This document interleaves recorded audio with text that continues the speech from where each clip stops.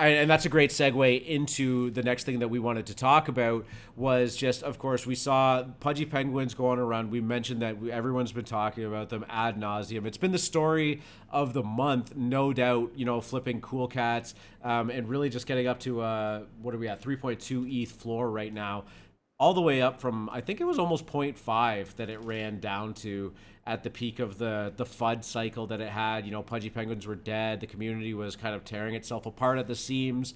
The founders had rugged. They were trying to sell it after, having great offers on the table that were rescinded. And then they went back to them and be like, by the way, do you still want this? And everyone was like, fuck, no. But yeah, 400 ETH for the rarest Pudgy Penguin. This is just like the pure naked Pudgy. 400 ETH. This project was dead. 400 ETH for this guy. Yeah. That's wild, dude. That's the one that sold? Yeah. That's it. Oh, wow. And this is one of those like good examples of something being so plain that it's actually rare, right? Like it's so hard to find something with that few traits on it. But yeah, Pudgy Penguins moving along, 3.2 ETH floor and a 400 ETH sale, and people are all of a sudden feeling pretty bullish on Pudgy Penguins. We also saw some good news. So Pudgy's, replaced the management.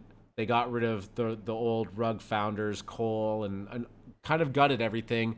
Brought on some new, very relevant, very intelligent people that have a lot of success in Web 2. Oni Force, a project that, God, I mean, when that thing minted and it was like pre-reveal, what were they, almost 10 ETH floor? Like this was one of the original just like mega hype projects. And people just assumed at the time, especially because the NFT market was very different then. This wasn't like your Hape Primes and all of the, the garbage that claimed to be the next blue chip. Like this was actually regarded as like one of the successors to like CryptoPunks, then Bored Apes, and then like Oni Force was right there. Dude, this one's sick. Yeah, man, they look good. They look good, yeah. They were like the first project I ever thought was like cool, not something that like I just wanted to trade and sell for profit. I was like, I want to buy one of these just strictly based off of how cool I think they are. I'll go to some of those other ones, the high end. Yeah, dude, I remember this was beyond hyped when this was coming out. I remember. And also, like, I remember when you were in the Discord, the grind. Oh my God, trying to get whitelist.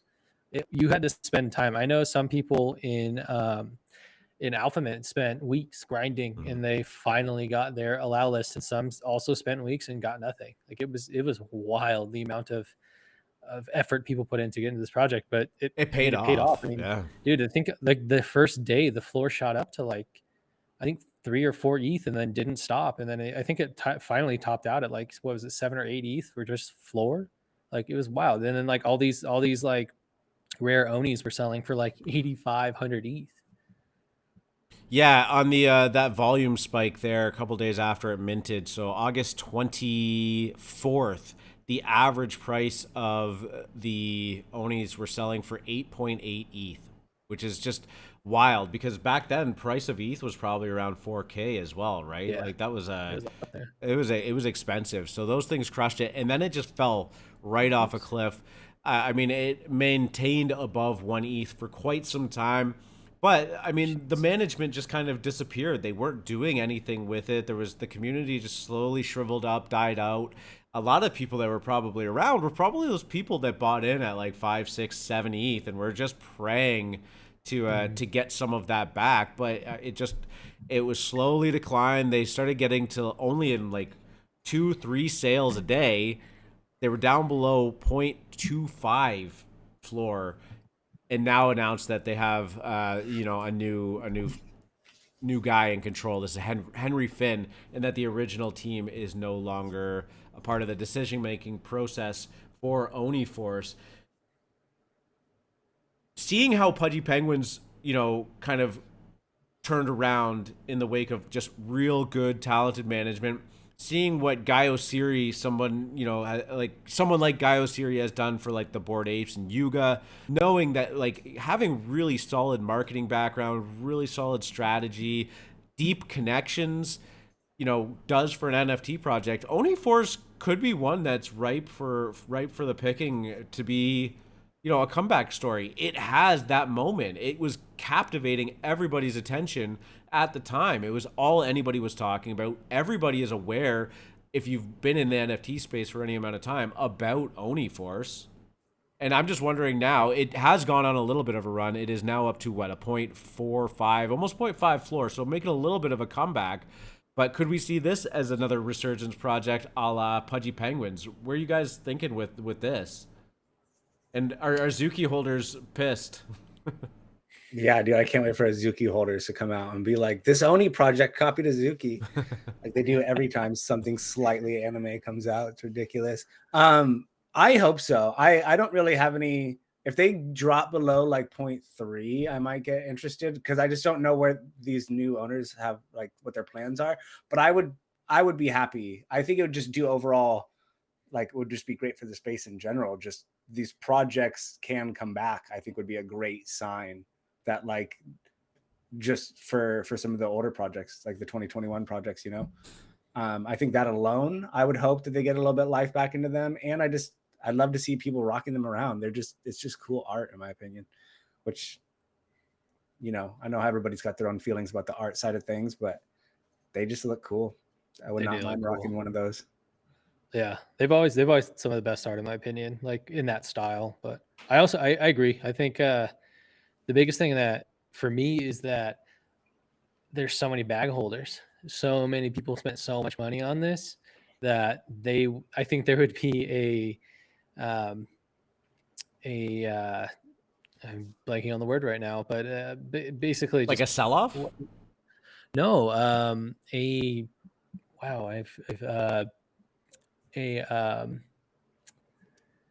like everyone gets together and makes it happen. What is the word I'm looking for here?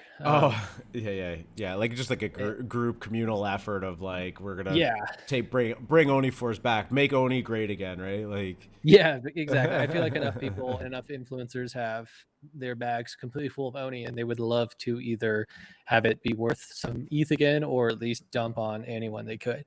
So.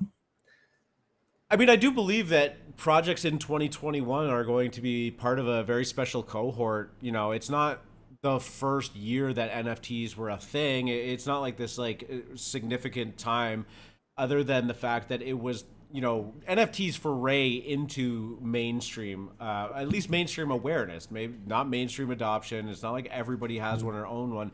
But after 2021, everybody was aware of what NFTs are, even if they just think that like it was trading, people are trading pictures on the internet for obscene amounts of money. It's that mental seed of like, now all of these people just know what an NFT is and they are aware of it, right? And that's kind of step one for the main adoption phase.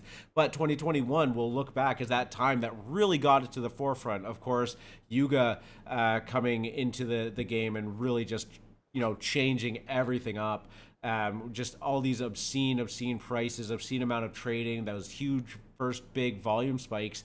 And it really got me to thinking, what are the other projects from 2021 that we should really be taking seriously? Sorry, go ahead.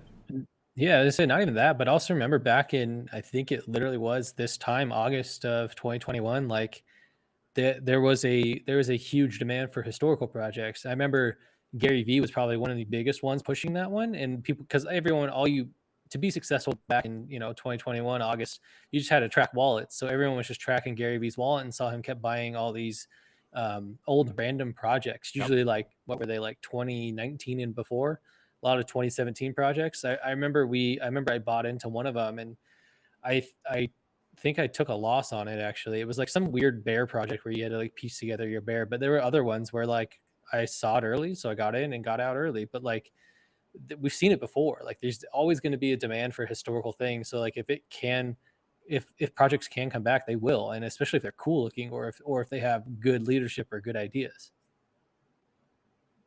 Yeah, Definitely. I think you're right about that. And again, like we've said this a whole bunch throughout the last 3 months while things have been slow, is like, go around to all of these historical projects and, poke into the Discord, see what's going on in there. Is there still a community that exists? Are people still excited about it? Are the founders or the people responsible for the project still building, still talking, even just engaging, right? And that could be a really good sign that they're in it for the long haul. They're treating the brand with respect. And when the time comes that the volume comes back into NFTs, of course there will be tons of new projects that get a lot of attention. But Gary Vee is inevitably going to, be on his fourth bottle of Merlot at 2 a.m. and be like, I like this project, and start, buying it. And the attention can definitely go back on it. And I'm not saying that it's only going to be based on what Gary Vee does, but I mean, he is one of the ones that just like love to go find something that's historic, and because he loves doing content so much, getting a hold of the founders, interviewing them, pushing them out to the forefront. And it's a powerful narrative, right? It shows a track record of these people have been here and been doing this. So, Dirty Milk, if I had to say, like, what is a project that you would start to take seriously, if I had to just say, gun to your head, you need to invest, let's just say 1 ETH, like, not a crazy amount. It might be a lot for some people, and I totally get that. But like, let's just say 1 ETH, you're gonna go and buy a couple of NFTs of a project from 2021 that you think is going to have a great comeback. What are you looking at? I'm probably going to head back to where it started for me, which would be Robotos. Nice choice. Those are my first secondary pickup.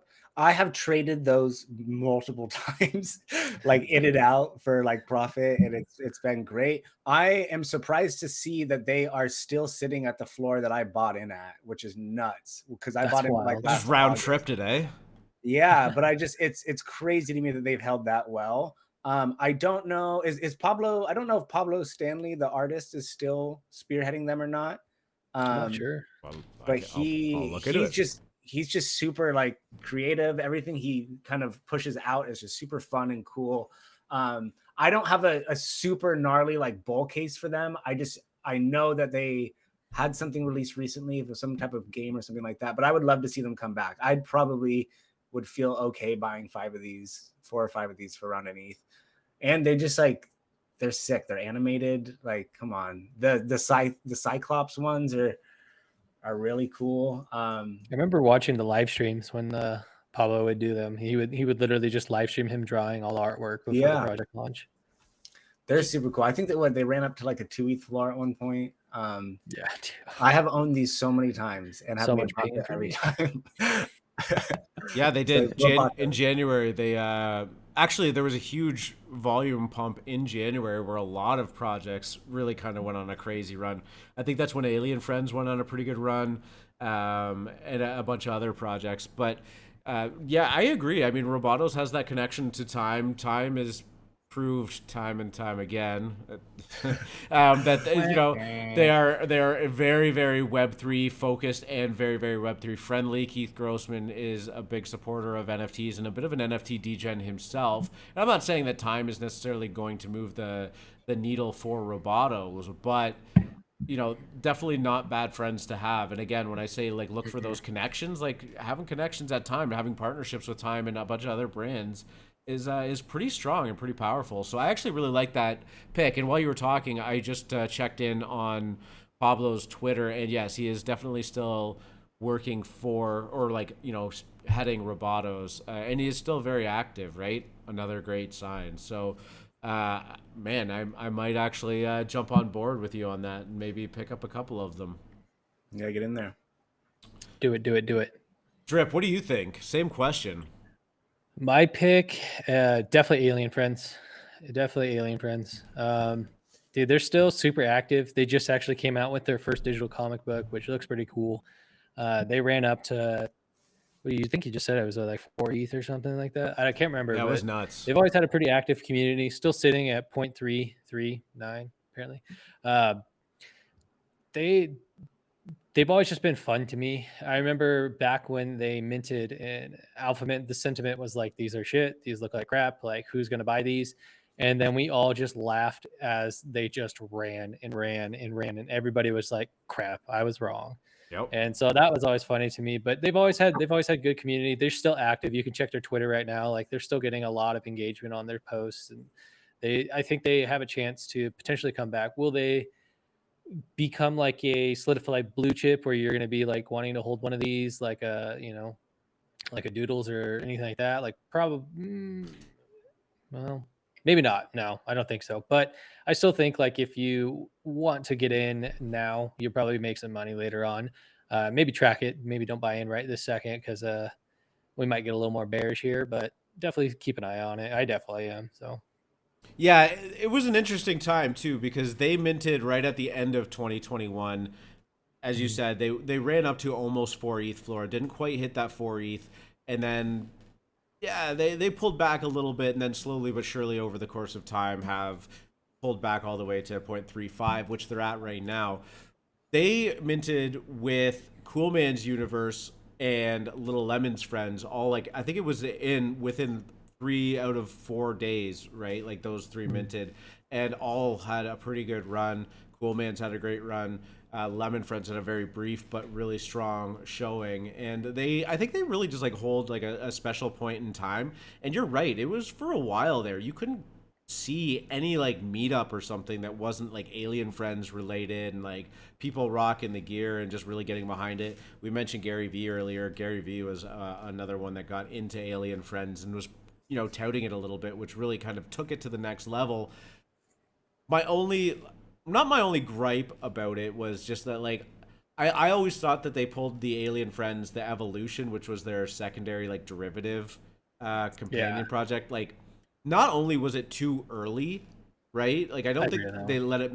We always see like the success of these derivative projects are based on the fact that the base NFTs are just too expensive to get into. I thought Azuki's timing was brilliant with the beans because Azuki's were sitting at about 18, 20 ETH at the time. And that is not an entry price that, I would say 99% of NFT degens can be comfortable getting into. Like even some of those will be like very overextended, dropping 20 ETH on a single NFT. The beans were that next step into it. Now I could be part of the Azuki ecosystem, but I don't have to drop that, right?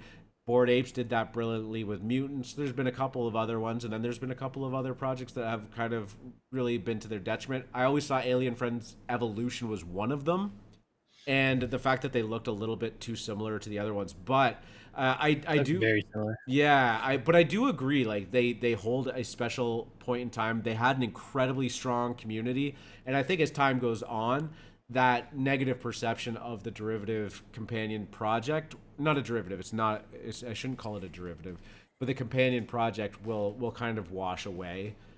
So I actually really like that pick, and that actually goes in line with my pick, which is Coolman's universe, which I just mentioned minted like a day or two before or after Alien Friends. I don't remember the specific order that it was in, but I kind of gave Alien Friends shit for doing a companion project. Coolman's also did this. The Babies was not an overly successful drop in this. Coolman's universe ran up to almost a 3 ETH floor sometime early this year and has since fallen all the way down to 0.13.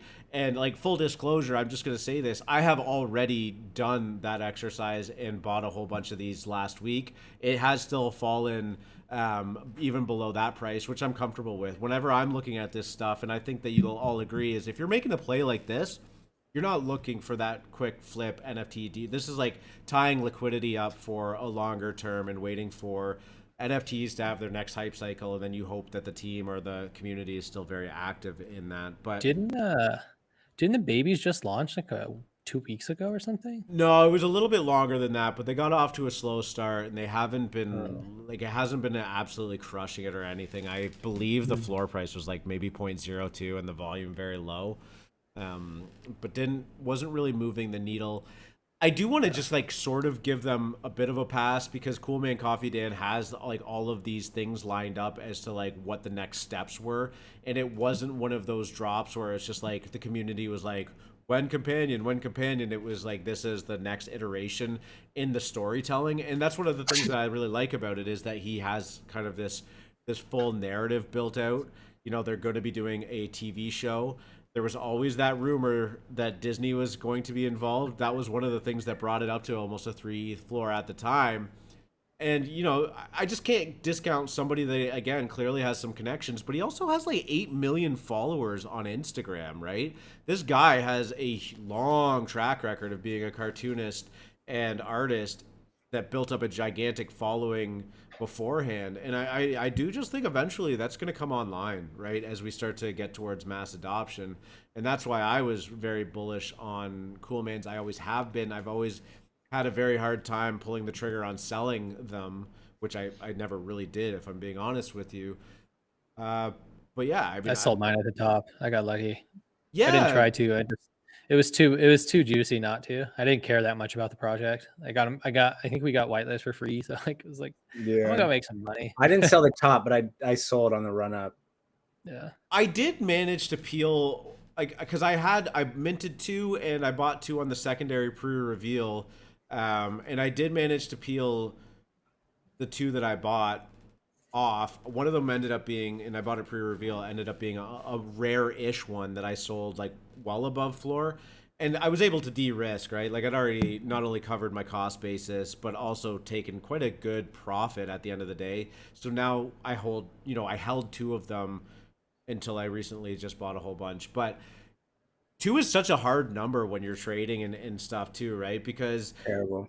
Always 3. yeah, always 3, right? Because if you own 2, you can only really sell 1 because you're always going to keep that extra one for that, like, in your back of your mind moonshot. Like, what if this is another, 20 ETH doodles or cool cats that runs up to 15 ETH, or we've seen it time and time again. Certain projects just go on these crazy tears, and it's very hard to you get worried that you're going to miss out on some of those massive gains, right? Like,